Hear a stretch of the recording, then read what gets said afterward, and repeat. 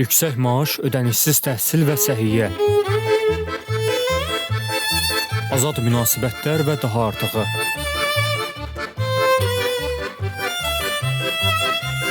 Dostlar salam, bu dəfəki mövzumuz dünyadakı ən xoşbəxt ölkələr haqqında olacaq. Bu ölkələrdə insanlar nə üçün özlərini bu qədər həyat dolu hiss eləyirlər? Gəlin öyrənək.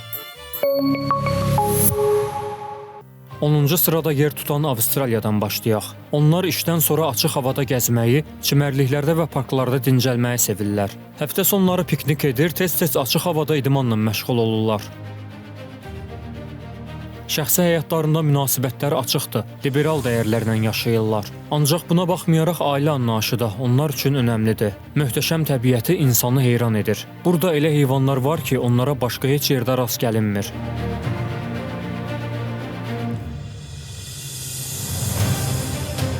Ümumiyyətlə, Avstraliyada inkişaf etmiş şəhərlər olsa da, insanlar təbiətlə iç-içə yaşayırlar. Bu da onları xoşbəxt edən əsas səbəblərdən biridir. Qidalanmalarında dəniz məhsullarına xüsusi yer ayırırlar. Sosiallaşmaq üçün tez-tez ziyafətlər təşkil edirlər. Dövlət əhalinin sosial təminatını yaxşılaşdırmaq üçün addımlar atır. Burada bir çox xidmət rəqəmsallaşdırılıb. Maaşlar yüksək, işsizlik səviyyəsi aşağıdır. Avstraliya əsasən neft və təbii qaz, minerallar və kənd təsərrüfatı məhsulları sayəsində güclü iqtisadiyyata malikdir.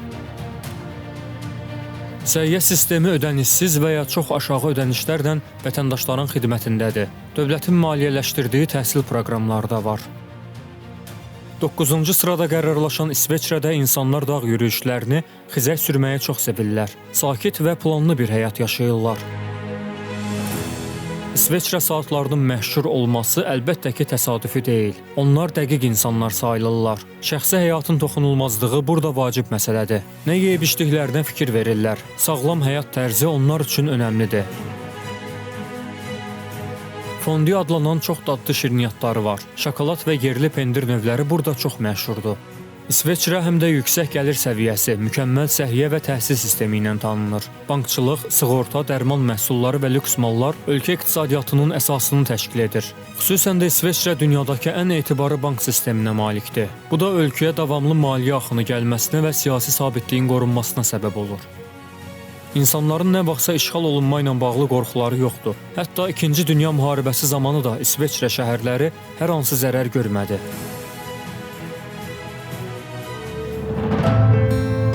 Ölçüsü kiçik, standartları yüksək bir ölkə. Söhbət təbii ki, Lüksemburqdan gedir. 8-ci sırada yer tutan milyonerlər ölkəsində xidmət səviyyəsi olduqca yaxşıdır. Lüksemburqda restoran və kafe mədəniyyəti keyfiyyətli olmaqla yanaşı həm də müxtəlifdir. Mətbəxlərində Fransa, Almaniya və Belçika təsirləri var. Bu da onu rəngarəng edir. İş saatları qısadır. Həmçinin burada əsasən standart iş vaxtı olmur. Daha çox dəyişkənlik göstərir. İnsanlar da rahatlıqlarına düşkündürlər. Burada valideynlər övladlarını azad şəkildə böyüdürlər. Məktəb illərindən bəri hər kəs bir neçə dil öyrənir. 7-ci sırada yer alan ölkə nağıllar aləmini xatırladır. Həm təbiəti, həm də digər amillər bir çoxunun marağını cəlb edir. Norveç dünyanın ən xoşbəxt ölkələrindən biridir. Qısa iş saatı, uzun məzuniyyət. Dincəlmək üçün çox da uzağa getmək lazım deyil. Dağlarda gəzmək, fjord adlanan yerlərə baş çəkmək sizin bütün stressinizi aradan qaldıra bilər. Özünlə tək qalıb söhbətləşmək, beynini dincəltmək üçün əla məkandır. Burada insanı təkcə təbiət xoşbəxt etmir. Ödənişsiz səhiyyə, pulsuz təhsil, yüksək maaş, ədalətli cəmiyyət. Boş yerə soyuq cənnət demirlər ki. Onlar təbiətin qorunmasına xüsusi diqqətlə yanaşırlar. Dəniz məhsulları, ən çox da Norveç somonu bütün dünyada məşhurdur. Qadın-kişi münasibətləri açıq, azaddır. Ancaq həm də dürüstlük və bir-birinə qarşı məsuliyyətli olmaq mütləqdir. Neft gəlirləri əsas qazanc yerləridir.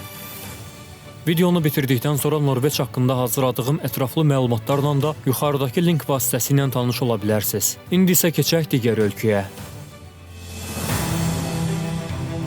Velosiped deyəndə ağla təbii ki, Niderland gəlir. Addım başı veloparklara rast gəlmək olar. İctimai nəqliyyat elə formada təşkil olunub ki, hər kəs özünü rahat hiss edir. Şəhərsalmanın planlı, müasir memarlıq qaydalarına uyğun olması, tarixliyin qorunması bu ölkəni unikal edir. Niderlandda liberal dəyərlər yüksək səviyyədədir. Hətta bir çoxu tərəfindən birmənalı qarşılanmır.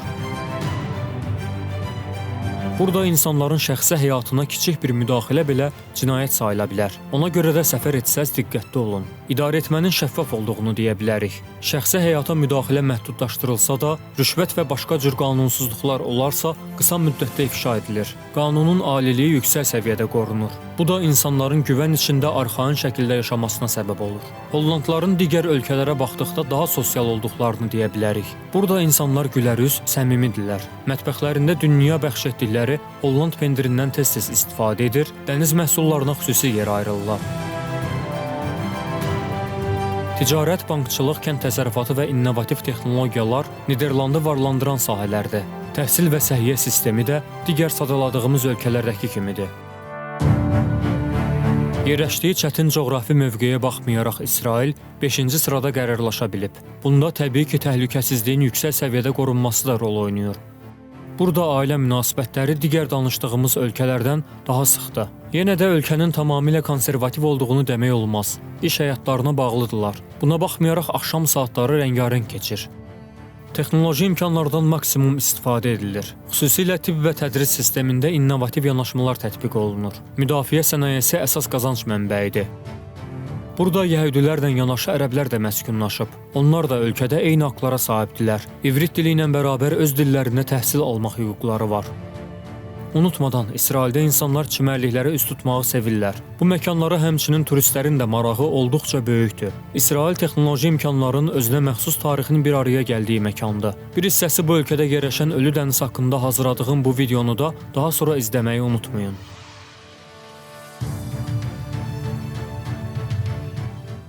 Dördüncü sırada İsveç gəlir. Qadın-kişi bərabərliyi yüksək səviyyədə qorunur. Təbiəti insanı valeh edir.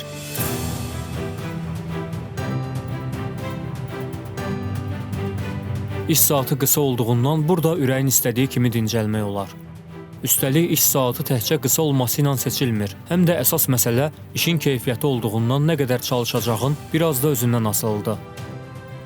Təhsil və səhiyyə sistemi saat kimi işləyir. İsveçlilər sağlam və təzə ərzaqlara, xüsusən də balıq, tərəvəz və meyvələrə üstünlük verirlər. Açıq havada istirahət etməklə yanaşı kafe mədəniyyətini də formalaşdırıblar. Ədalətli mühitin təşkil olunması onlar üçün birinci məsələdir. Qalanını onsuz da özləri həll edib xoşbəxt olmağı bacarırlar. Üçüncü yerdə İslandiya gəlir. Vur tut 400 minə yaxın əhalisi var. Yerləşdiyi coğrafi mövqe ölkənin təhlükəsizliyinin təmin olunmasında mühüm rol oynayır. Geyzerləri ilə məşhurdur. Bununla binaları qızdıra bilirlər.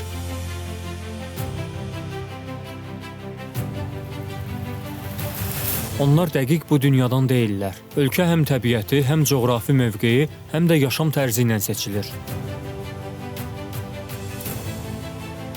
Paytaxt Reykjavikdə digər yerlərdə olduğu kimi təmtəraqlı, bahalı binalara rast gəlinmir. Hətta dövlətin idarə olunduğu məkanlar belə adi evləri xatırladır. Burada da iş günləri qısa və rahatdır. İnsanlar təbiətin qoynunda, geotermal isti su hovuzlarında istirahət edirlər. Baxanda həsəd aparmamaq mümkün deyil. İslandiya mətbəxi dəniz məhsulları, qırmızı ət və ənənəvi yeməklərlə zəngindir. Yaxşı qidalanır, təmiz hava udur və düzgün münasibətlər qurub xoşbəxt şəkildə yaşamağı bacarırlar. İkinci sırada yer tutan Danimarka Hyuga mədəniyyəti ilə tanınır. Bu, sakitlik, rahatlıq və evdə isti atmosfer mənasını daşıyır. Şəxsi münasibətləri möhkəmdir, cəmiyyət arasında güclü bağlılıq var. Danimarka sərt görünən, ancaq xoşbəxt olmağı bacaran insanların vətənidir. Ticarət, qida sənayesi və yüksək texnoloji xidmətlər Danimarka iqtisadiyyatının əsasını təşkil edir. Burada da iş saatları qısa, səhiyyə və təhsil ödənişsizdir. Dövlətin şəffaf formada idarə olunması və yüksək maaş Danimarkanın ən xoşbəxt ölkələr sırasında olmasında mühüm rol oynayır. İndi isə gəldik çatdıq dünyada ən xoşbəxt insanların yaşadığı ölkəyə, Finlandiyaya. Uzun illərdir ki, liderliyini heç kimə vermir. Bəs bunun səbəbi nədir? Onların xoşbəxt, rahat olması sadəcə pulla bağlı deyil. Fin mədəniyyəti də buna təsir edir. Belə ki, sadə, lakin effektiv həyat tərzi keçirirlər. Övladlarına kiçik yaşlarından azad olmağı, sərbəst düşünməyi öyrədirlər. Dünyanın ən xoşbəxt ölkəsi həm də dünyanın ən yaxşı təhsil sistemi ilə seçilir. Təbii ki, bu da təsadüfi deyil. Təhsilin mükəmməl olması millətin xoşbəxtliyində ən birinci məsələ sayılır. Fin təhsil sistemi haqqında yuxarıdakı videoda ətraflı məlumatlar vermişəm. İzləyə bilərsiniz. Biz isə bir qədər digər məsələlərdən də danışaq. Finlandiya saunaları ilə məşhurdur. Ölkədə 5 milyon yarım əhali, 3 milyon sauna var. Fin mədəniyyətində saunalar xüsusi əhəmiyyət daşıyır. İstirahət etməkdən danışanda ağıllarına ilk olaraq sauna gəlir. Tək problem ölkədə günəşli günlərin az olmasıdır. Ancaq yenə də finlər qısa iş günlərini yaxşı qiymətləndirirlər. Həftə sonları ailə ilə meşə gəzintiləri, göl kənarında istirahət gündəlik həyatlarında mühüm yer tutur.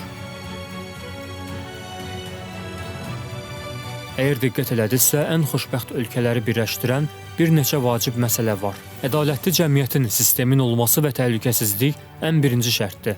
Daha sonra təhsil və səhiyyə işinin düzgün qurulması, insanların sosial təminatlarının yüksək səviyyəyə qaldırılması gəlir. Bütün bunlar formalaşdıqdan sonra sağlam vətəndaş mövqeyi yaranır və ölkə artıq doğru istiqamətdə böyüməyə başlayır. Bu dəfə sizə ən xoşbəxt ölkələr və onların sirlərindən danışdım. Məlumatlar BMT və Dünya Bankının 2024-cü il olan göstəricilərinə əsaslanır. Bəs sizcə xoşbəxt vətəndaş olmaq üçün əsas şərt nədir? Bu ölkələr arasında hansında yaşamaq istəyərdiniz? Şərh bölməsində fikirlərinizi yazın. Bu cür videoların davamlı olması üçün kanala abunə olub, videonu bəyənməklə dəstək göstərə bilərsiniz. Digər ölkələr və maraqlı məkanlarla bağlı hazırladığım videoları da izləməyi unutmayın. Hələlik.